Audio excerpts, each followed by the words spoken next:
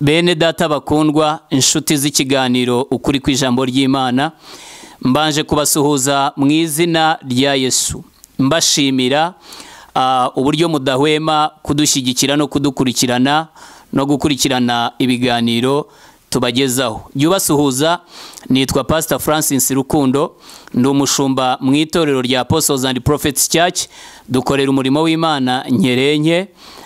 Imana rero ibagirire neza nk'uko mwabyumvaga mu kirango, ndetse abandi mu mazi iminsi mubitegereje mubyiteguye nk'uko twabivuganye.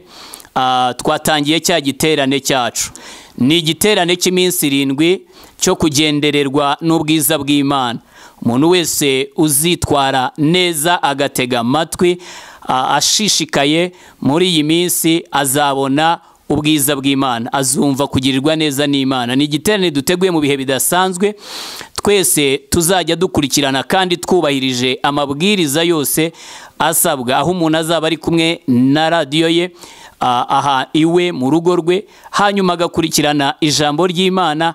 Kandi Imana yacu ni Imana ya hafi na kure, ntabwo izabura kugukoraho no kukugenderera. Ndashimira abantu rero bakomeje kutwereka yuko turi kumwe, barimo kutwereka yuko turi kumwe hirya no hino. Imana yo mu ijuru ibaha umugisha cyane cyane, ni benshi cyane turimo turababona, ariko Imana iraza kurushaho nanone kutugenderera uko turi bugende twumva ijambo ry'Imana.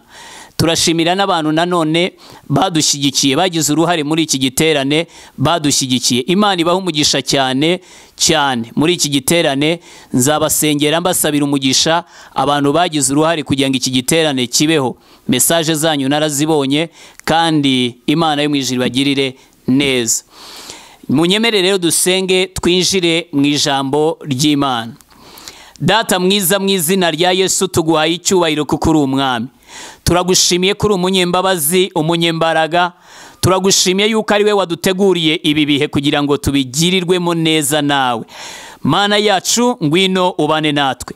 Nakiriye umwuka wawe wera kugira ngo abe umwigisha. Abantu bose bateze amatwi, mwami wanjye, ntaba ari jye bumva, ahubwo aba ari wowe, ndetse ijambo rigira ububasha mu mitima yabo no mu bitekerezo byabo. Reka bafashwe nawe kuko ari we wabacunguye, ni nawe uzi ibibakwiriye. Niyo mpamvu nkwakiriye kugira ngo uvugane nabo kuri iyi mikoro, mu izina rya Yesu Kristo umucunguzi wacu, amen. Imana yo mu ijuru rero ibagirire neza. Uyu munsi turaganira ku mutwe w'ijambo utangiriye igiterane cyacu, bimburiye iki giterane. Turaba tuvuga ku gusana umubano wawe n'Imana. Niwo mutwe w'ijambo tugiye gutangirana, gusana umubano wawe n'Imana. Iyo tuvuze gusana umubano w'umuntu n'Imana, burya biba bisobanuye yuko hari igihe umubano w'umuntu n'Imana ujya usenyuka. Umuntu akaba yarigeze kugirana ubusabane n'Imana, hanyuma igihe kikagera umubano we n'Imana ugasenyuka. Umubano w'umuntu n'Imana ushobora gusenywa n'ibintu bitandukanye, ariko nanone umubano w'umuntu n'Imana ushobora nanone gusanwa n'ibindi bintu bitandukanye. Aha rero niho tugiye kwinjirira mu ijambo ry'Imana. Bisobanuye ko hari abantu bishoboka ko baduteze amatwi, ariko umubano wabo n'Imana warasenyutse. Barigeze kugirana ubusabane n'Imana, uyu munsi bakaba batagifitanye ubusabane n'Imana. Barigeze guhagararana n'Imana, uyu munsi bakaba badahagararanye nayo. Barigeze kuvugana n'Imana, uyu munsi bakaba batakivugana nayo. Barigeze gukorera Imana, uyu munsi bakaba badakorera Imana uko bikwiriye. Reka dusubire mu gitabo cy'Itangiriro, tuba ariho dutangirira n'ubundi.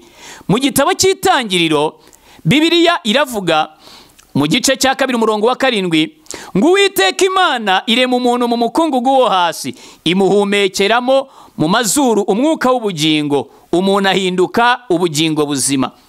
Imana ijya kurema uyu muntu yari yabanje kuvuga ngo reka tureme umuntu mu ishusho yacu ase natwe. Iki gihe Imana yaremaga umuntu, yamuremye mu ishusho yayo kandi imuhereza iyo shusho yayo. Imaze kumuhumekeramo umwuka w'ubugingo mu mazuru, ahinduka ubugingo buzima. Imana yitegereje umuntu isanga bikwiriye yuko yamuremera ahantu aba. Imuremera ingobyi ya Edeni, irangije imujyana mu ngobyi ya Edeni. ku murongo wa 15 mu gice cya 2 Bibiliya iravuga ngo Uwiteka Imana ijyana wa muntu imushyira muri iyo ngobyi yo muri Edeni ngo ahingire ibirimo ayirinde. Uwiteka Imana iramutegeka iti ku giti cyose cyo muri iyi ngobyi ujye urya imbuto zacyo, ariko igiti cy'ubwenge bumenyesha icyiza n'ikibi ntuzakiryeho, kuko umunsi wakiriyeho no gupfa uzapfa. Iyo twigiye imbere nanone uhereye nko ku murongo wa 18 usanga Bibiliya ivuga ngo kandi Uwiteka Imana iravuga iti si byiza ko uyu muntu aba wenyine, reka muremere umufasha umukwiriye. Icyo gihe nibwo Imana yaremaga nde? Yaremaga Eva. Imaze kumuremera Eva hanyuma iramumuha Adamu, nawe aranezerwa. Baba muri Edeni bafitanye umubano mwiza n'Imana. Baba muri Edeni bafitanye ubusabane n'Imana. Imana yajyaga imanuka ikagenderera iyo ngobyi ya Edeni, yarangiza ikavugana nabo, yarangiza ikaganira nabo, yarangiza ikumva yishimiye kubana nabo nk'abana bayo cyangwa se nk'ubwoko bwayo, nk'abana Imana yaremye ibishaka. Igihe kiza kugera inzoka iraza yoshya Eva. Inzoka imaze koshya Eva iramwoshya kugira ngo arye ku mbuto Imana yari yarababujije. Arangije aryaho ashyira n'Adamu, n'Adamu nawe agira ate? Adamu nawe aryaho. Baba bakoze icyo Imana yanga, baba bakoze icyo Imana yari yarababujije, baba bakoze ku giti Imana yari yarababujije kuryaho. Aha hahita havuka kutumvira Imana. Icyo ubwacyo nicyo cyaha cyihuta cyaje. Bibiliya iravuga mu gice cya 3 umurongo wa 8 ngo bumva imirindi y'Uwiteka Imana igendagenda muri ya ngobyi, mu ngobyi mu mafu ya nimusi. Wa mugabo n'umugore we bihisha hagati y'ibiti byo muri iyo ngobyi amaso y'Uwiteka Imana. Uwiteka Imana ihamagara uwo mugabo iramubaza iti urihe? Arayisubiza ati numvisha imirindi yawe muri iyi ngobyi, ninyishwa nuko nambaye ubusa ndihisha. Imana yacu idufashe kandi tugire neza. Muri Edeni Adamu yarabanye neza n'Imana. Icyambere ni ibintu Imana yamuhaye cyangwa yamukoreye byo nakubwiye. N'uburyo Imana yajyaga igendagenda muri iyo ngobyi. Arangije aza kugwa mu cyaha, akora icyaha, akora ibyangwa n'Imana, akora ku giti Imana yari yamabujije. Imana yari yaramubuje kukiryaho, aba azanye kutumvira. Akizana kutumvira hahise havuka ikibazo gikomeye cyane. Umubano we n'Imana urapfa. Adamu wajyaga yumva imirindi y'Uwiteka mu ngobyi akanezerwa, agasanganira Imana kugira ngo bavugane, noneho yihisha Imana.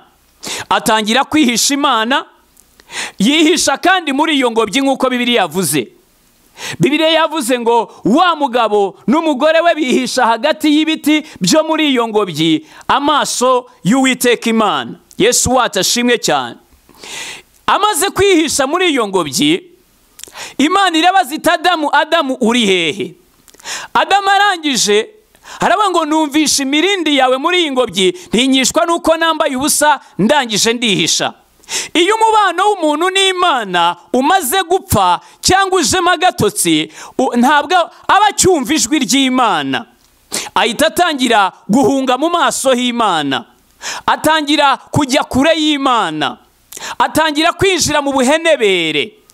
Noneho umubano wayo umaze gupfa we n'Imana, Imana ije kumureba ajya kwihisha. Reka mvuga iki ngiki.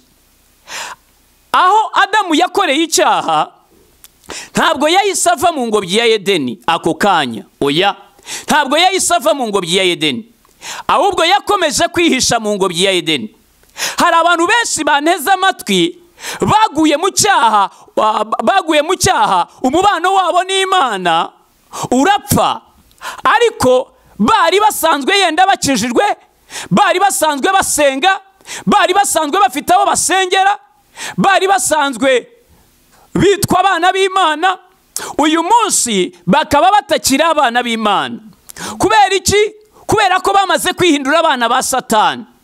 Iyo bamaze kugwa mu cyaha, umubano wabo n'Imana umaze gupfa, benshi muri bo ntabwo bahise basohoka mu nsengero, ntabwo bahise bava mu nsengero. Nabo turacyahura nabo tukabasuhuza, Imana ishimwe, kubera ko tuzi ko ari abakristo. Naho barihishe muri ya ngobyi, barakihishe. Adamu nawe akimara kugwa mu cyaha ntabwo yahise avanwa mu ngobyi, nubwo amaherezo yayivanywemo ariko ntabwo yahise ayivamo. Abantu benshi rero hari igihe bagwa mu cyaha ariko bagaguma mu itorero, bagakomeza bihishe mu itorero, bagakomeza bakora ibyaha ariko bihishe mu rusengero. Ntabwo bahita bava mu rusengero akenshi, nubwo amaherezo baba bazaruvamo ariko hari igihe bamara iminsi bakihishe mu rusengero. Haleluya! Yesu wacu ashimwe kandi atugirire neza. Imana yari yaramubujije ngo ntimuzaziryeho, ntimuzazikoreho, ariko arangije akoraho. Ese wowe nta kintu uzi Imana yakubujije gukoraho ariko yenda ukaba waragikozeho? Ese nta kintu uzi Imana yatubujije gukora? Ibyaha byose icyo nkundira umuteguro w'Imana, buri muntu wese azi ikibi n'icyiza. Umuntu wese wambaye umubiri, iyo umuntu aguye mu cyaha burya biba byototera gusenya umubano we n'Imana. Adamu umubano we n'Imana umaze kwangirika, abanza kwihisha muri Edeni, nk'uko nawe ushobora kuba umaze igihe wihishe mu itorero, uri mu rusengero. Umutima wawe uzi ko utagikijijwe, umutima wawe uzi ko utagikiranuka, umutima wawe ubizi neza ko utagitunganiye Imana, ariko nanone ukaba uri aho nyine ukihishe. Hehe? Ukihishe mu rusengero. Byasoje rero amaherezo ava muri Edeni. Mu yandi magambo, bizasoza nawe itorero urivamo ariko yenda wari ukihishemo. Igiterane cyaje kugira ngo abantu bose bumve umubano wabo n'Imana wari warapfuye wongere wubakwe. Birashoboka, haba hakiri ibyiringiro, naho igiti cyatemwa ko cyakongera gushibuka. Bene data bakundwa, ndagira ngo tuvugana aya magambo, buri muntu wese atekereze ku migendere ye. Imigendere yawe ubundi ni ibiki bishobora kwangiza umubano w'umuntu n'Imana? Ni igihe umuntu yaguye mu byaha, cyangwa se yasaye mu byaha, atangiye gukora ibyangwa n'Imana, cyangwa se arimo gukora ku byashinganywe. Muzi neza ko ibi ari byo byateranije Akani n'Imana. Ibi ndetse ni nabyo byateranije nanone Gehazi n'Imana. Uwari utegereje amavuta atahana ibibembe. Iyo umuntu umubano we n'Imana umaze gupfa, hari igihe atahana icyo atateganyagaza. Mwibuka umubano wa Ananiya na Safira umaze gupfa. Barapfuye bagwa mu rusengero, bakajya babakura mu rusengero bajya kubahamba. Hari abantu benshi umubano wabo n'Imana wamaze gupfa, ariko muri iki giterane twaje kugira ngo dusane umubano wacu n'Imana, kugira ngo Imana yongere kugira ite, yongere kutugirira neza, yongere kutugenderera. Yesu wacu ashimwe cyane. Iyo umuntu umubano we n'Imana wamaze gupfa bigenda bite? Icyambere, ijwi rye ryajyaga rivugana nawe, ijwi ry'Imana araribura. Hajya kumva Imana ntikivugana nawe, hajya kumva Imana isa nk'itakimumenya, hajya kumva Imana isa nk'aho itamuzi, hajya kumva arimo aragenda arushaho kubura amahoro, kuko Bibiliya iravuga ngo nta mahoro y'umunyabyaha. Ariko iyo umuntu nanone atekereza gusana umubano we n'Imana, aba ashaka kugarura cya kindi cyatakaye, aba ashaka kugarura cya kindi cyagiye, aba ashaka kugarura bwa rusabane. Urabona turi mu isi isabanye n'ibintu bitandukanye. Abantu benshi bafite umwanya bahaye ibindi bintu byose, babuze umwanya w'Imana. Iyo tuvuga gusana umubano w'umuntu n'Imana, tuba tuvuga gusana ubusabane bwawe nayo. Abantu benshi, hari abasabanye n'inzoga kuruta uko basabanye n'Imana, hari abasabana n'indaya kuruta uko basabana n'Imana. Ugasanga umuntu yasubiye mu kabari, akicara mu kabari akanywa inzoga, ukabona yarahoze yenda asenga, ariko none ubu akaba ari uwo kunywa inzoga gusa. Ubwo umubano wawe n'Imana wapfuye, hari byinshi, hari ingaruka nyinshi bizazana ku buzima bwawe. igihe kirageze kugira ngo Imana igutabare wongere kubaka ubusabane bwawe n'Imana. Hari ubwo abantu bubaka ubusabane bwabo n'ibintu bitandukanye. Muri iyi minsi umuntu asigaye yubaka n'ubusabane bwe na telefoni ye, akajya ku mbuga nkoranyambaga, akajya kuri WhatsApp, ariko ukabona umwanya ahereza telefoni ntabwo ari wo mwanya ahereza Imana.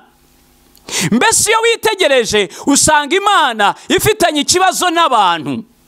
Kubera iki? Kubera yuko ubundi funi ibagara ubushuti nta karenge. Ahantu yajyaga ahurira n'Imana. Buriya n'igihe umuntu yabaga aryamye iwe mu nzu ye nyinjoro mu gicuku, yajya kumva ijwi riramuhamagaye. Hakumva hari nk'umuntu umuhamagaye, akamuhamagara mu izina basanzwe bamwita. Yajya gukanguka akumva ibitotsi byose byamurutse. Yarangiza agatangira akaramya Imana, agatangira agasenga. Icyo gihe yatangira kuramya Imana kandi yatangira gusenga, wajya kumva agiriwe neza, Imana ikamuhishura ibyo arwana nabyo, agatsinda intambara ze muri icyo gicuku. Ariko ikibabaje, niba ya saa yarabaga ari saa 8 cyangwa saa 9, iyo ubusabane bw'umuntu n'Imana bwapfuye, iyo umubano w'umuntu n'Imana wapfuye, na ryajwi aba atakiryumva. Rimwe na rimwe niyo ryumvishe hari igihe atabyuka. Abantu benshi buzuye intege nke, ndavuga bamaze kugwa nanone muri uwo murongo wo kutagirana ubusabane n'Imana. Ahashobora no kumva ijwi rimuhamagaye, hashobora no kumva ijwi rimukangura kugira ngo yenda hari ahasenge, akabyuka hanyuma akumviriza, yarangiza akongera agasubiza hasi umutwe ngo yenda hari ngo hari hakiri kare ngo ndasenga mu kanya. Yasubiza hasi umutwe bukarinda butandukana adasenze. Hari n'igihe umuntu ashobora kuba ari aho ngaho isaha yajyaga asengeramo akaba atakiyisengeramo, uwabyutswaga no gusabana n'Imana akaba atakibyuka ngo asabane n'Imana. Cyokora nanone kubera ibyo umuntu yenda yiriwe afata cyangwa yiriwe anywa, akaza kugeza amasaha aho yumva nk'uruhago rwenda guturika kubera yenda ashaka kwihagarika, ukabona umuntu yabuze amahoro mu buriri, akabyuka ahumirije, akagenda ahumirije, adashaka guhumura amaso ngo ibitotsi bye bitagenda, akagera aho yihagarika. Ugiye muri dushe cyangwa ugiye ahandi hantu, buri muntu wese aba afite aho yihagarika bitewe n'urwego rwe n'ahari, hanyuma akagenda ahumirije, ntabwo bahayoba nubwo bahumirije, akagenda agafata kuri cya kindi yihagarikamo, yarangiza akihagarika, yamara kwihagarika akagaruka ahumirije ngo ibitotsi bye bitagenda, akongera akaryama, akabumbatira ibitotsi abazimu bamwuriye, akabumbatira ibitotsi abazimu bamereye nabi urugo rwe, bamereye nabi urubyaro rwe, bamereye nabi umuryango we. Bene data bakundwa, byo ni bimwe mu bimenyetso byerekana ko umuntu umubano we n'Imana waba warapfuye. Iyo umubano wawe n'Imana wapfuye, amahoro aragenda. Iyo umubano wawe n'Imana upfuye, ujya kumva ukumva umunezero wawe ubuze. Kubera ko iyo umuntu aguye mu cyaha, iyo umuntu atangiye gusubira mu byaha, iyo umuntu asaye mu byaha, Imana irigendera. Imana yamara kugenda, yarangiza umuntu agatangira agahangayika mu mutima, agahangayika, hagatangira kubura amahoro. Ubundi muri Hoseya igice cya 5 umurongo waho wa 15 Bibiliya ivuga ngo iki? Reka tujye muri Hoseya igice cya 5 umurongo wa 15 Bibiliya ivuga ngo nzagenda nisubirira iwanjye kugeza ubwo bazemera igicumuro cyabo bagashaka mu maso hanjye, nibabona ibyago bizabatera kunshaka hakiri kare. Bene data bakundwa, Bibiliya iravuze ngo nzagenda nisubirira iwanjye kugeza ubwo bazemera igicumuro cyabo. Iki cyanditswe kiravuga yuko iyo umuntu aguye mu cyaha, Imana ifata umwanzuro wo kwigendera igatandukana nawe, ngo kugeza igihe azemerera igicumuro cye. Urabona ikigoranye ni abantu kwemera ibyaha byabo bakabisabira imbabazi, bakabwira Imana bati tubabarire, Imana ikabababarira. Yavuze ngo nzagenda nisubirira iwanjye. Uzi ko hari abantu batandukanye n'Imana ikisubirira iwayo. Iyo Imana igiye, amahoro aragenda. Iyo Imana igiye, umugisha uragenda. Iyo Imana igiye, ubuzima buragenda. Iyo Imana igiye, umunezero uragenda. Iyo Imana igiye, byose biragenda ibyakunezezaga.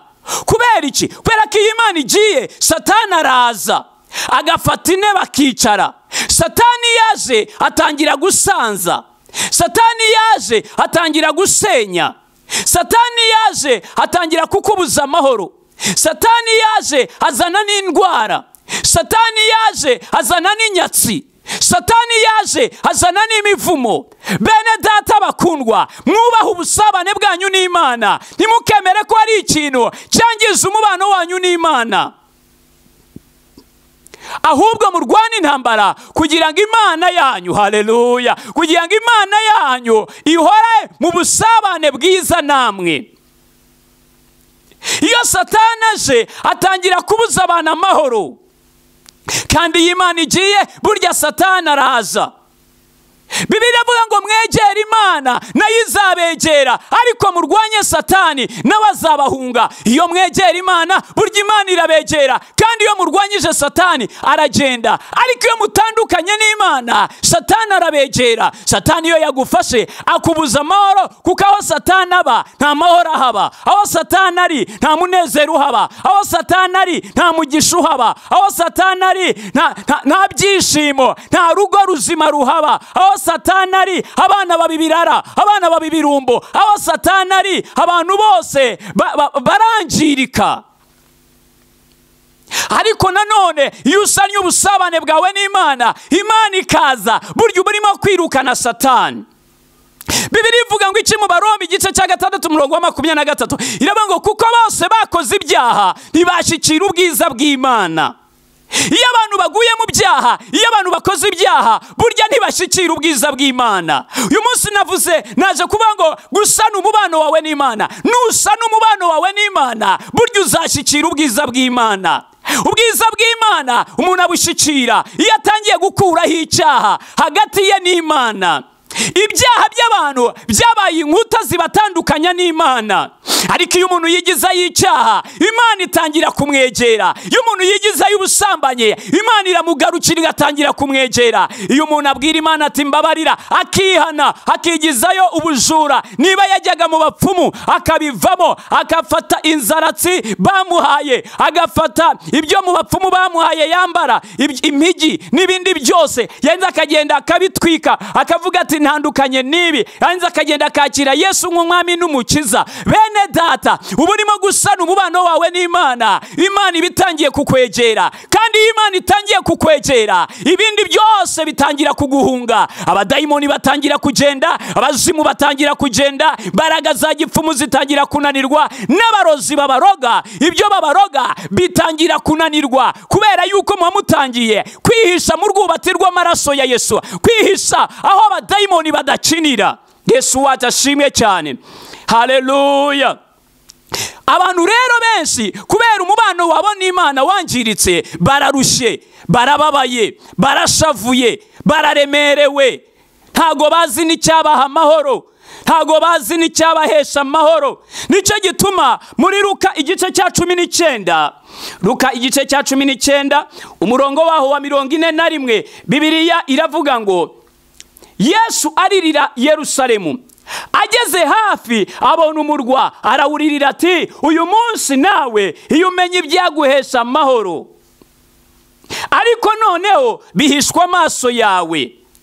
Abantu benshi iyo aba bamenyaga icyabahesha amahoro, dore ikintu cyaguhesha amahoro nuko ureka ibyo wibwira ugatangira gusana umubano wawe n'Imana. Iminsi wari waramenyereje Imana ukongera ukayigenera, ibihe wari waramenyereje Imana ukongera ukabiyigenera. Biroroshye gusenga. Bene data, ibihe turimo ntago byadutandukanya n'Imana.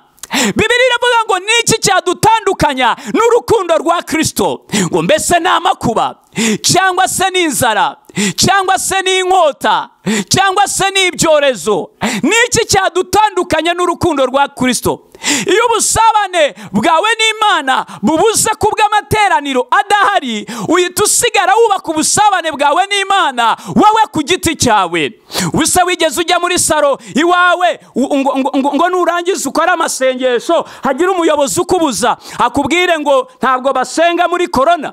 Ubuse wigeze ufata gahunda ujya imbere y'igitanda cyawe, urara imbere y'igitanda cyawe, uharambura umusambi wawe cyangwa kapeti yawe nziza, urangije ugatangira ugasenga Imana, hanyuma hakagira umuyobozi ukubuza gusenga? igihe abantu bategeranye, igihe abantu guterana bitemewe cyangwa se bitashoboka kubera ibihe turimo bigoye, birashoboka cyane ko umuntu asabana n'Imana. Mbese igihe Daniyeli yakinguraga amadirishya agasenga, yasenganaga nande? Bakubwira ko hari pasiteri? Ese bakubwira ko hari abadiyakoni? Yinjiye mu nzu ye, akingura amadirishya, arapfukama asenga Imana ye. Bene data bakundwa, birashoboka ko nawe wasenga Imana yawe, ugasana umubano wawe n'Imana muri ibi bihe bigoye, muri ibi bihe by'ubuhenebere, muri ibi bihe biruhije abantu, wakongera kubaka umubano wawe n'Imana. Imana yumvishe Daniyeli, kandi ntabwo yari arimo asengana n'abantu benshi. Iteraniro igihe ridahari, wowe urahari, kuko itorero igihe ridahari, wowe ubwawe uri itorero. Niba wowe ubwawe uri itorero, igihe kirageze ngo ushake Imana ku giti cyawe, igihe kirageze ngo usenge, ariko umubano wawe n'Imana ntabwo wahitanwa n'ibihe, ntabwo wahitanwa n'ibihe. Yesu ashimwe kandi atugirire neza.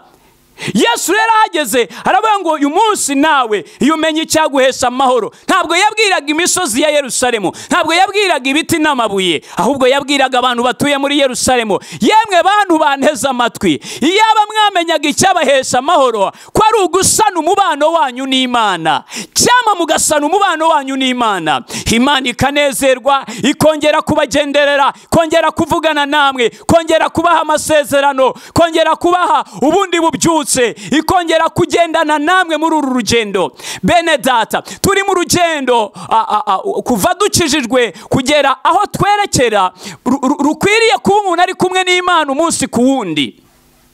Ntabwo Imana tubana nayo nk'uko Abisirayeli babanye nayo muri Egiputa, ngo nibamara kwambuka inyanja ngo uvuge ngo batandukana n'Imana. Batandukanye n'Imana se ku mazi y'Imara bari buhacishwe nande?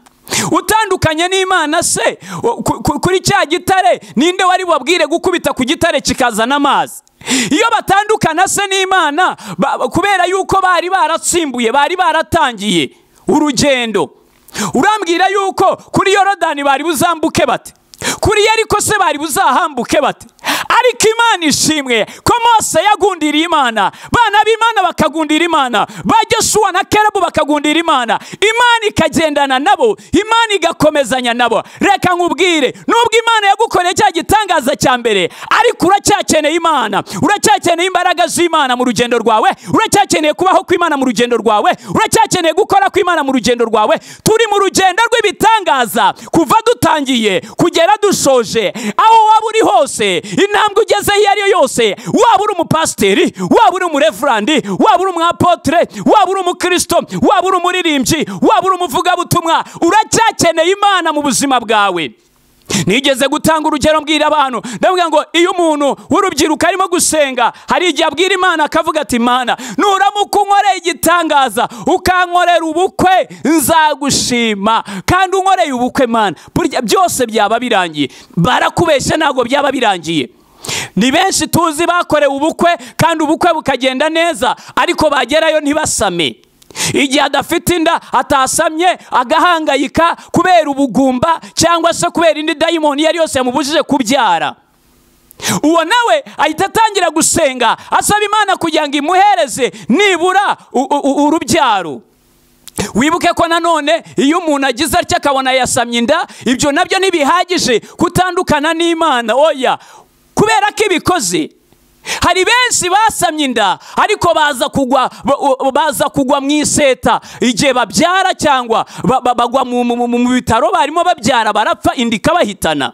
Mu yandi magambo, no ku munsi wo kubyara ukeneye Imana, no ku munsi wo kurera uwo mwana ukeneye Imana, no ku munsi wo gushyingira uwo mwana ukeneye Imana. Turi mu rugendo twatangiye rw'ibitangaza, ntabwo rwakubera rwiza utagendanye n'Imana. Gihe kirageze ngo ugendane n'Imana, sana umubano wawe n'Imana, sana ubusabane bwawe n'Imana, ugendane n'Imana, ukorane n'Imana, uvugane n'Imana. Imana nikomeza kukugenderera. Haleluya.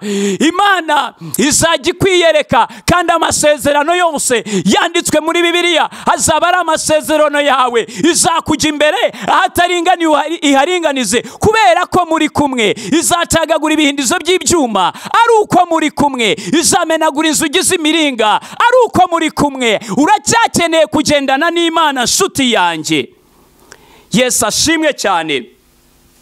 Aho navugaga icyo nicyo cyabahesha amahoro, nicyo cyabahesha amahoro, ugusana umubano wacu n'Imana.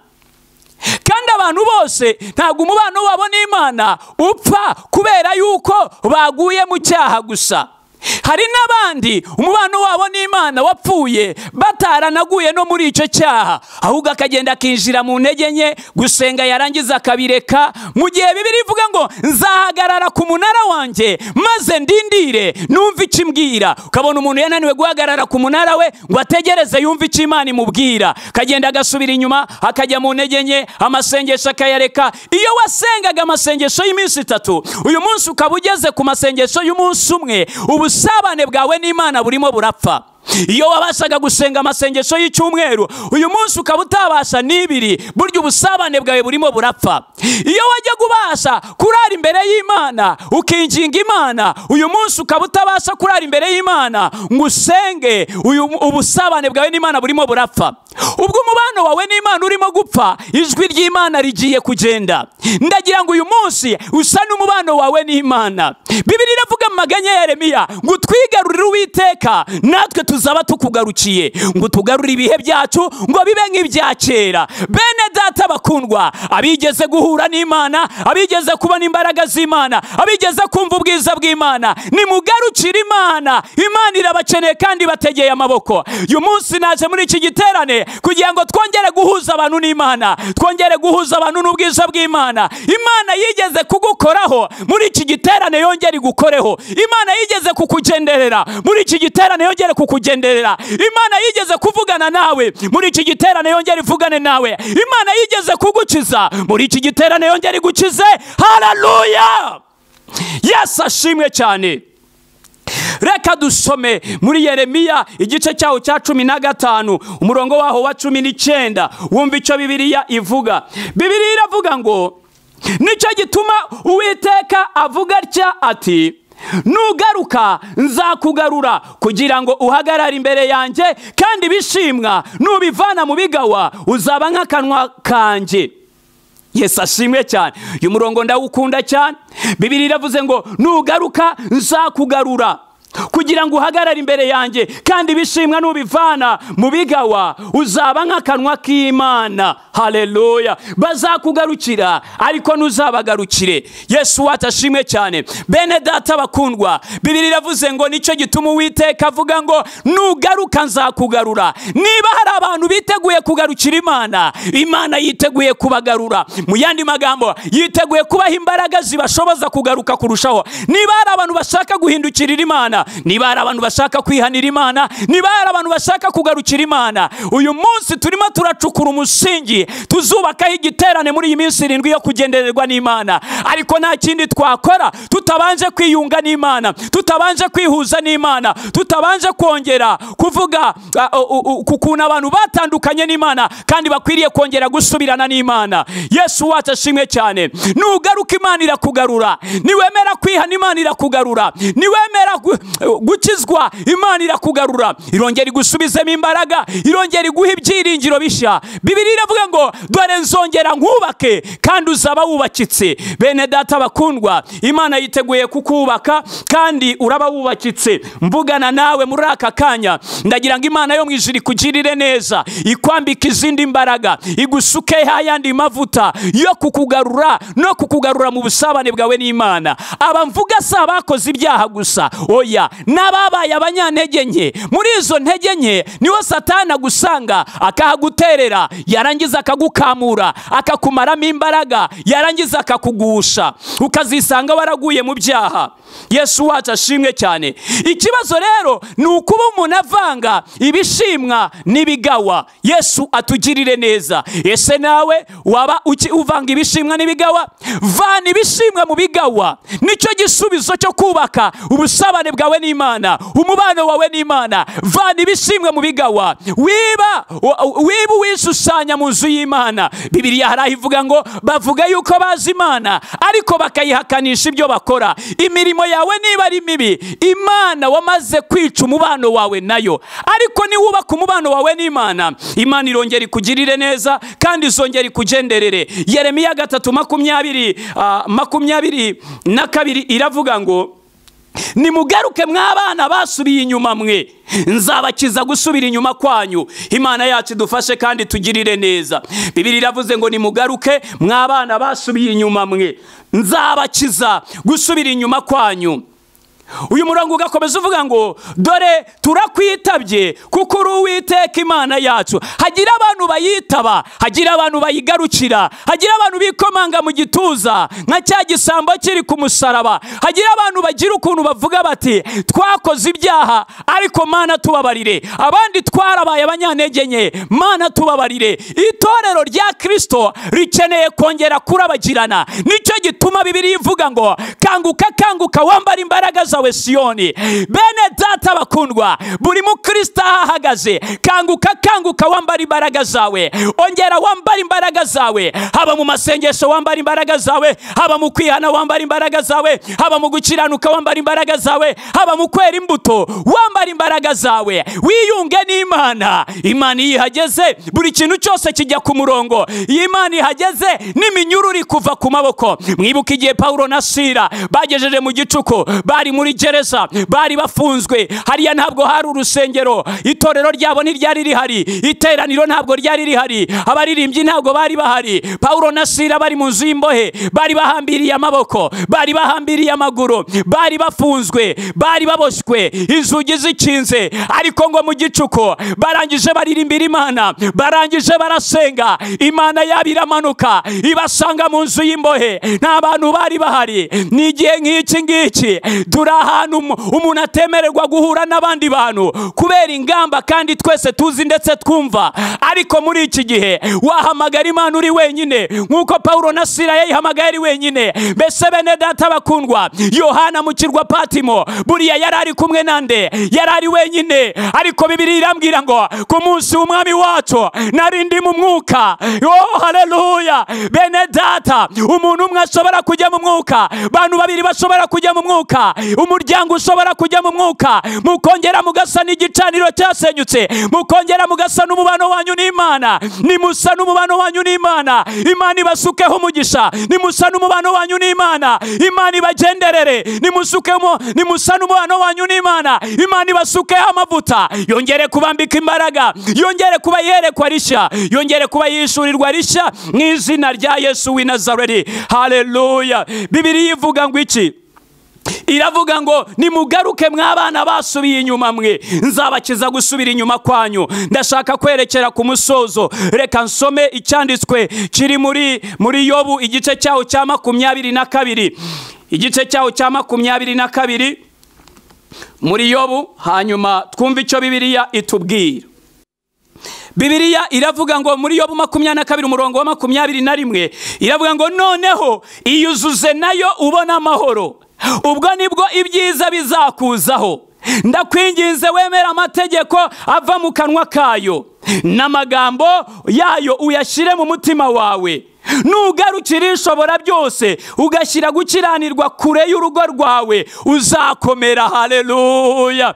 Bene data bakundwa, uyu munsi tuganira ku gusana umubano wawe n'Imana. Bibiliya iravuga ngo noneho iyuzuze nayo. Uzi ko hari abantu bafitanye amasinde n'Imana, uzi ko hari abantu bashwanye n'Imana, uzi ko hari abantu batagihuza n'Imana, uzi ko hari abantu batandukanye n'Imana nk'uko cya gihe Adamu yatandukanye n'ubwiza bw'Imana kwikototera ko bamukura muri Edeni bakamujugunya hanze. Nawe nshuti yanjye, niba baratandukanye n'Imana, Bibiliya irambwiye ngo noneho iyuzuze nayo. Bene data, ni bande bafata icyemezo cyo kwiyuzuza n'Imana? Ni bande bafata icyemezo cyo kwiyunga n'Imana? Ni bande bafata icyemezo cyo kongera kugendana n'Imana? Bibiliya iravuze muri Yobu 22 umurongo wa 21 ngo noneho iyuzuze nayo ubona amahoro, ubwo nibwo ibyiza bizakuzaho. Hari abantu bategereje ibyiza, hari abantu bategereje amahoro, hari abantu bashaka umugisha, hari abantu bashaka umunezero. Nta mahoro y'umunyabyaha, niko Bibiliya ivuga. Niba ushaka amahoro, niba ushaka umunezero, ngwino kwa Yesu, ngwino kwa Yesu. Ongera wihane, ongera ubyuke. Umukiranutsi wanjye naho yagwa ntazarambarara. Niba wari waraguye, ndatanga impuruza. Kanguka, kanguka, ongera ubyuke, ongera uhaguruke mu izina rya Yesu Kristo. Uyu murongo ugakomeza uvuga ngo ndakwinginze wemera amategeko ava mu kanwa kayo, n'amagambo yayo yashyire mu mutima wawe. Wongere kumva ijambo ry'Imana, wongere kubaha ijambo ry'Imana. Nugarukira ishobora byose, ugashyira gukiranirwa kure y'urugo rwawe. Bene data, Bibiliya ivuga ngo uzakomera. Kimwe mu bintu bitumye abantu benshi barimo kunanirwa muri iyi minsi, bashize Imana kure yabo. Gukiranirwa kwarabegereye, ariko nushyira gukiranirwa kwawe kure, uzakomera kure y'urugo rwawe. Imana izatangira kuruzamura, Imana izatangira kuguha umugisha. Abantu benshi babayeho mu buzima bwo kwirwanirira kandi barananiwe. Bakwakiriye Imana ikabarwanirira, bakwemereye Yesu. Yaravuze ngo ndi ku rugi ndakomanga, umuntu nakingura nzinjira iwe dusangire. Bene data bakundwa, nerekera ku musozo. Ninde wakumva ashaka kugarukira Imana agasanura igicaniro cyasenyutse? Reka mbabwire, igihe byabaga bikomereye Isirayeli, haba mu gihe cya Ahabu na Eliya, babashe kusana igicaniro cy'Imana. Barangije ibahamagara, umuriro uramanuka, umuriro utwika igitambura gikongora. Mwibuke igihe Gideyoni nawe yasenyaga ibicaniro bya Bali. Buriya abantu hari ibindi bicaniro bamaze kubaka ku gasima, ariko nimusenye ibicaniro mwubatse mu dusantire twanyu, mu mujyi ahantu hatandukanye, mugenda mwicara mukahamara umwanya kandi Imana mwarayimye umwanya. Nimusana igicaniro cy'Uwiteka, Imana irongera kubagenderera, Imana irongera kuvugana namwe, Imana irongera gukorana namwe, Imana irongera kubagirira neza. Ndabizi neza, wongeye kwemerera Imana ngo igaruke mu buzima bwawe, ndabona amahoro agusanga. Ndumva ubuzima bwongera buhembuka, ndumva abantu bongera bahembuka, bahemburwa no gusana umubano wabo n'Imana, bahemburwa no gusana igicaniro cy'amasengesho cyari cyarasenyutse. Ushobora kuba utari ukibasha gusenga, ushobora kuba wari warananiwe, nawe ukumva warabaye umunyantege nke. Igihe kirageze ngo we gutera intambwe usubira inyuma, ahubwo utera intambwe usubira imbere, utera intambwe wigira imbere. Buri uko ukuramo icyaha, burya uba arimo kwigira imbere. Kandi buri uko wegera Imana, hari imbaraga ziba zigirayo, hari imbaraga z'umwijima ziba ziguhunga, hari abazimu baba baguhunga, hari abadayimoni baba batangiye kugenda, hari imbaraga z'umwanzi ziba zinanirwa. Wegera Imana, indwara ikagenda. Burya iyi Imana yagarutse mu buzima bwawe, aho Imana iri niho amahoro ari, aho Imana iri niho umunezero uri, aho Imana iri niho ibyishimo biba, aho Imana iri niho umugisha uri. Mugarure Imana umugisha ugaruke, mugarure Imana amahoro agaruke, mugarure Imana ubuzima bugaruke. Garura Imana mu buzima bwawe. Inshuti wari uneze amatwi, uyu munsi turimo turavuga ngo usana umubano wawe n'Imana, nibwo uzabona umunezero uhagije, nibwo uzabona amahoro yuzuye, nibwo uzabona ibyishimo. Uko ugenda wegera Imana, abadayimoni batsindwa. Uko ugenda wegera Imana, imyuka yari yaragufashe inanirwa.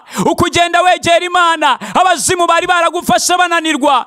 Uko ugenda wegera Imana, ibyo bagutumyeho nibyo bagutongereye binanirwa. Uko wegera Imana, ingoyi zicika, imigozi icika, inzugi za gereza zikinguka. Wegera Imana, uba wegera kubaho kw'Imana. Wegera Imana, uba wegera ubwiza bw'Imana. Wegera Imana, uba wegera imbaraga z'Imana. Uba wegera amavuta, wakongera ugahanura, wakongera ugahishurirwa, wakongera ukumva ijwi ry'Imana. Reka Imana yongere ikubake kandi ube wubakitse mu izina rya Yesu. Imana yo mu ijuru ibahe umugisha. Amen. Munyemerere dusenge dushimira Imana kubw'ijambo ryayo. Data mwiza, mu izina rya Yesu ndagushimiye kubw'ijambo ryawe, wemeye ko uyu munsi ari ryo twumva gugusana umubano wacu n'Imana. Nyemerera buri muntu wese ahabwa imbaraga n'amavuta yo gusana umubano we n'Imana. Wongere umwubake, wongere umusane, wongere umwuzuze mu izina rya Yesu Kristo umwana w'intama w'Imana. Bakomeze baha imbaraga, bayobore. Urakoze Yesu, amen. Imana ibahe umugisha.